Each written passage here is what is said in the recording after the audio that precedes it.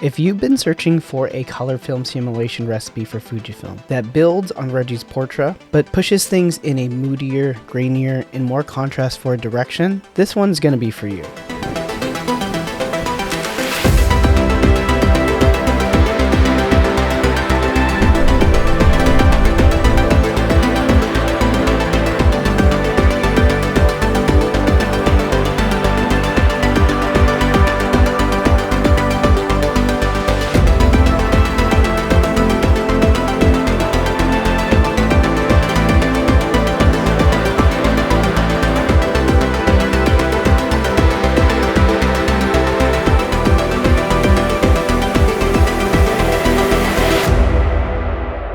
Reggie's Superia is a follow-up to my recipe Reggie's Portra, which is one of the most popular film simulation recipes right now, according to Fuji X Weekly. And in response to a popular request from you all to see what my take is on the classic negative film simulation. The goal here wasn't to replace Reggie's Portra, but instead to create an alternative that can lean harder into this film-forward look. Something that has a little bit more grit, that has more contrast, and more character. All while still being carefully tuned for melanated skin tones, because that's really something that many of the popular classic negative recipes don't handle especially well. Unlike Reggie's Portra though, which was tuned specifically for versatility and managing all the dynamic range, Reggie's Superia is more heavy-handed by design. It's not meant to preserve every single detail, every single tone, and it's not meant to recreate true-to-life color. But before we dive into this film simulation recipe, I wanted to thank today's video sponsor, MPB, a quick, easy, and worry-free way to buy, sell, or trade used camera gear. In this video, I'm showcasing images shot with my new recipe across a range of Fujifilm lenses. And over the last couple of years, I've been slowly transitioning away from autofocus lenses and spending more time with manual focus glass because I just prefer the rendering and the shooting experience of the manual focus options. And this whole shift has made me rethink my kit. I've been selling lenses like my Fujifilm 56mm 1.2 WR and my 18mm f2, and shooting more with lenses like the Voigtlander 18mm 2.8 and the 35 1.2 Nocton. And if you're curious about trying lenses like these, they're available used through MPB. What I love about MPB is how simple the whole process is. I select the gear that I want to sell, I describe the condition, and then MPB will give me a real-time quote in seconds. And once I accept it and print the prepaid shipping label, pack everything up and drop it off, that's pretty much it. Or if you want to go fully hands-off, MPB can arrange a free, fully insured courier collection from your home. Everything's insured and the payment goes direct to your bank within days. And for me, living the busy dad life, having a full-time job, not having to drive to a shop or deal with online marketplaces when selling gear is huge. You can sell or trade your gear without ever leaving your house. So if you're looking to refine or change up your own setup, MPB makes it easy to buy, sell, or trade used gear that you can trust. Honestly, I believe that changing your kit can re-energize your process. Ultimately, it can change the kind of work that you make. MPB helps make that possible by keeping trusted used gear in circulation. So whether you're refining your setup, trying something new, or moving toward a totally different way of shooting entirely, check out MPB. The link is in the description. But just a quick note, this recipe is for Fujifilm cameras only, and it requires that your camera has classic negative film simulation. As long as your Fujifilm camera includes this base simulation, these settings will pretty much be close across other models. I'm going to be using the Fujifilm X-E5 to walk through the settings. If your camera doesn't have every single option that's shown on this camera, just use the ones that are available and ignore the ones that aren't available on your particular camera. So first things first, I'm going to show you where in the camera to add your custom film simulation recipe. IQ area, and then you're going to go all the way down to edit, save custom setting. And then we're going to go into the slot that we want. For mine, it's C2 right here. And then you do edit and check. And if you didn't have one in there, you're going to start from scratch. First off, image size. Generally, I have this at large 3x2 just because I want to keep the largest amount of resolution. And 3x2, that's just like the general aspect ratio for images, especially for horizontal that I'm shooting. If I do want to make specifically like a YouTube thumbnail, I will change it to 16:9 so that they can see the crop lines, or even 1x1 for some type of square crop content. But usually I can just do 3x2. For image quality, I always shoot fine plus raw. I only use the JPEGs when I'm doing film simulation recipes and shooting like that. I don't need to have the RAW specifically for editing purposes, but the reason why I keep it is more for archival purposes. If you shoot in Fine plus RAW, that allows you to have the JPEG to use and also the RAW file to reprocess in Fuji X RAW Studio, which lets you reprocess any photo that you have in a new film simulation recipe. So for raw recording, I have lossless compressed. Pretty much it's the same size as uncompressed in terms of the data and the quality, but it shrinks it down a little bit, but that only affects the raw. So when it comes to JPEG or HEIF, honestly, I still shoot JPEG. I know HEIF has more data or, bit depth or whatever. For me, I don't really care about that. I care about being able to use the image right out of camera if I want to share it to my phone and post right away. So for compatibility's sake, I still use JPEG. They have been fine for me. If you have higher standards, please by all means use HEIF. All right. Film simulation. This is the most important part of this recipe, and it's using the classic negative film simulation. When it comes to this film simulation, it says here to enhance color with hard tonality to increase image depth. That means though it's not going to be as forgiving as using classic chrome, because classic chrome is really flat and we add contrast to it. Instead, classic negative has a lot of harsh details when it comes to shadow. So I had to massage a lot of this in the tone curve to figure out how to do it. What I love about this film simulation though is the greens and the shadows. It really gives a nod to the film look. Just looking through the examples, you can see that it has a different voice than Reggie's Portra. Reggie's Portra is very much in the digital world, whereas this one has more of a vintage-esque. It's really wanting to look like something from a film camera or even like a disposable camera. And going off of this vintage look, we have the grain effect set to strong and large. I leave it there. If you want to take that off, that's more than fine. A lot of people use Reggie's Portra with no grain and add it in post, so you can do that as well. I keep it strong and large just so that it really sells the vintage look, the film forward look. If I need it cleaner, I'll switch to Reggie's Portra, or you could also just make a whole different one where you have Reggie's Superia no grain. You can save a different slot on your camera.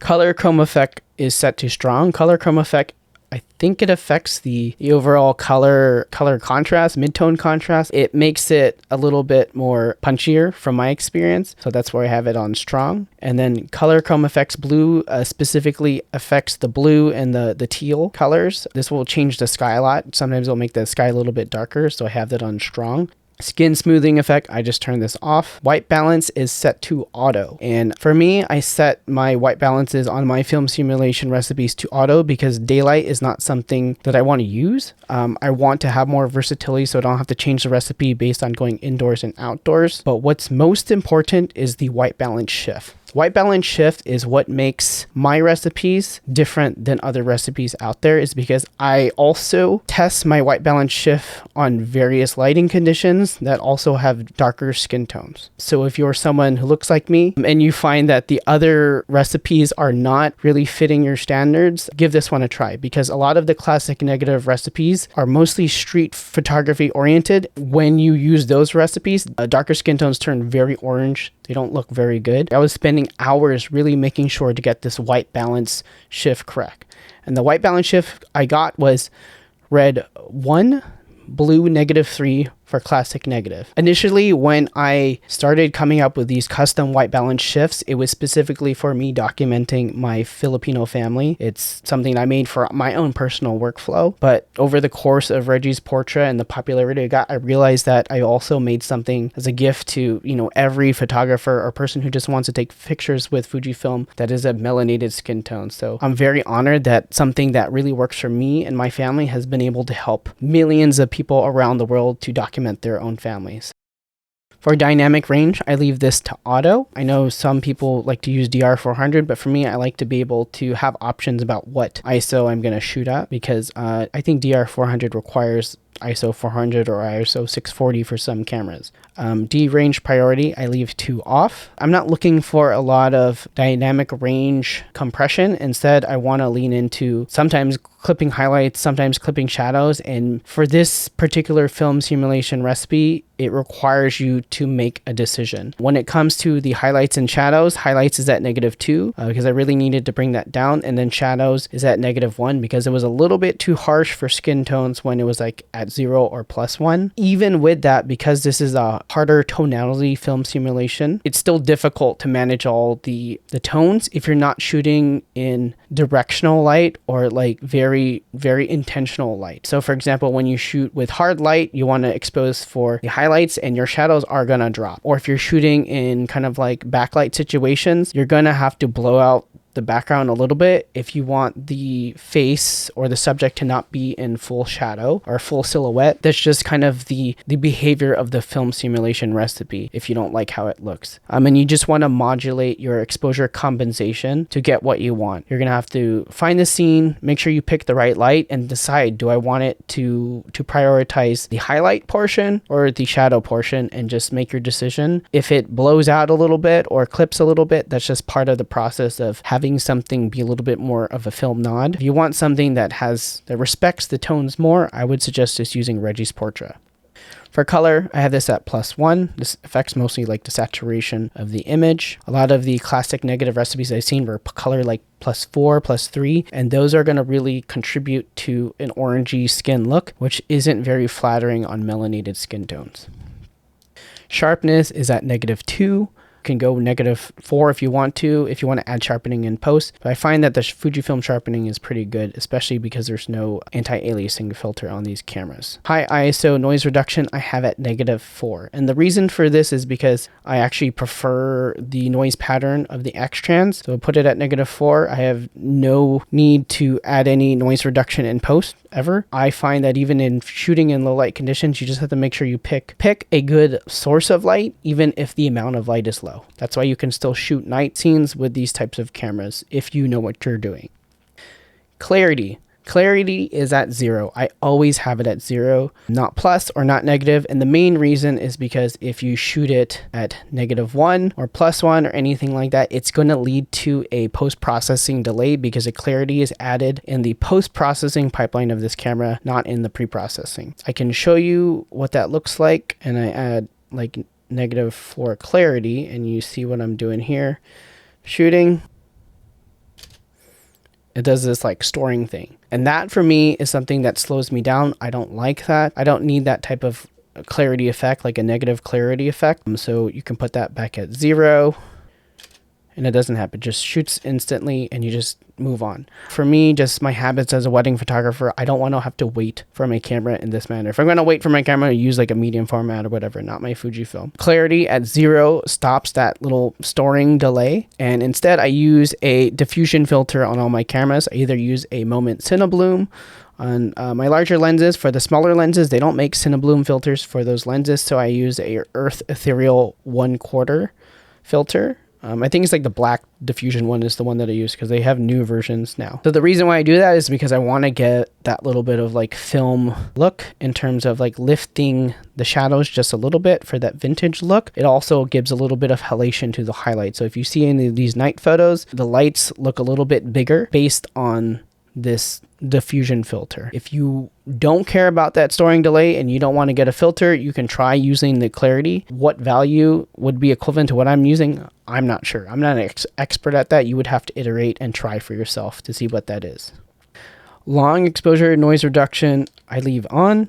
Honestly, I don't even know if I should leave that on because I think it adds to the post-processing delay, but I don't know. Color space, I leave to sRGB. And the reason for this is because this affects specifically the JPEGs that come out of camera. If you put it on Adobe RGB, once you put it on your phone, it may look normal, but once you post it online or anywhere, the reds and the orange channels are going to look a little bit different. So if you notice something is shifting a little bit when you send it to your posted online, it's because most web is sRGB and you're not in the correct color space. So just keep it on sRGB more for the compatibility aspect when you're publishing online. Pixel mapping, I don't even know what this does. Let's go back here. So then if you want to change the name, you can go in here. Maybe I should edit this to call it, it was called RCN before because I was still developing it, but I think now we can call it officially Reggie's Superia. So since this is my camera, this is Reggie's camera, I don't need to put my name on it, but I'm going to call it Reggie's Superia because RCN was a Reggie's Classic Negative at first, version 3. That was my third version of the thing. So here, now we have Portra, Reggie Superia, and HP5 are the main ones that I use. This fourth one, ignore it. I'm not going to talk about that right now.